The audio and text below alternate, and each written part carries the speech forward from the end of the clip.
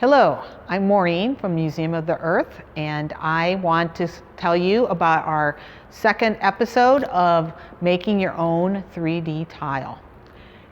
This is Barbara Page's Rock of Ages, Sands of Time exhibit. It is in the entrance of our museum, and I encourage you to come and visit it and see it in person.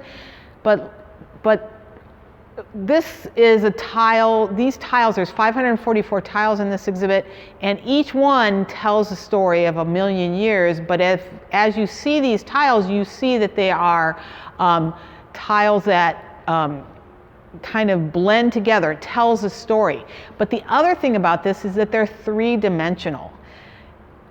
These tiles, when Barbara Page showed us how to make these tiles, she used paper clay to give some depth to these tiles. So they're not just flat tiles. And so we want to show how this works and how to create this. So this episode is going to focus on the three-dimensionality of this tile. How do we make it look like it's coming out? How do you decide how to do that? And with each of your tiles, we're going to walk you through how to decide how to do that in your tiles. Hello everyone, I'm Maria, the artist of this here project. You may remember me from the last part when we sketched this beautiful Archimedes onto our gesso-covered masonite tile. Now that we have our base together, let's get started on bringing it into the third dimension. I'm using a kind of clay called paper clay.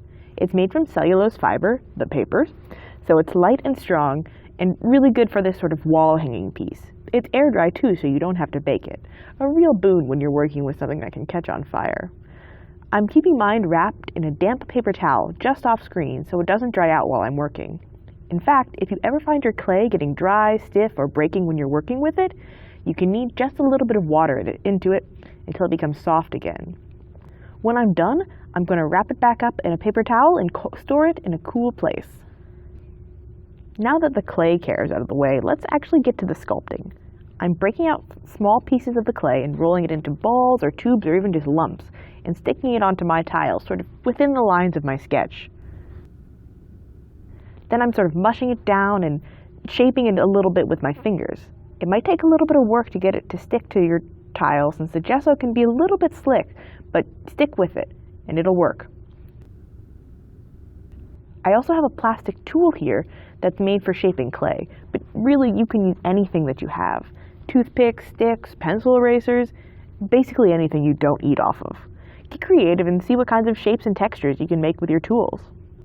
If you want to make your clay nice and smooth, you can dip your hands and your fingers into some water, just a little bit damp, and smooth out the surface.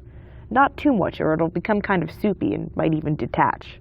You can see me going back and forth between the water and the canvas to do this. I'm probably realizing about now that I should have started from the top and starting from the bottom was a kind of a mistake. Since I wanted to make those nested cup shapes, I kept knocking the one below when I was trying to tack a new one on. Make a plan, kids. Don't be like me.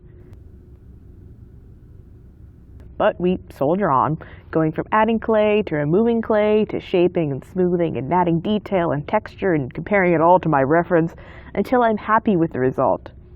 I'm not really going for a prominent sculpt here. Most of Barbara Page's tiles only have a little bit of sculpting as sort of the main focus area, and I really wanted to replicate that, but this is my choice. If you want to sculpt mountains, follow your bliss. I'm really adding most of the depth with the paint. Speaking of paint, looks like I'm just about done. I'm going to dry this overnight so it's completely hard, and we can paint it. I almost can't wait. Please join me in part 3 for our totally epic conclusion.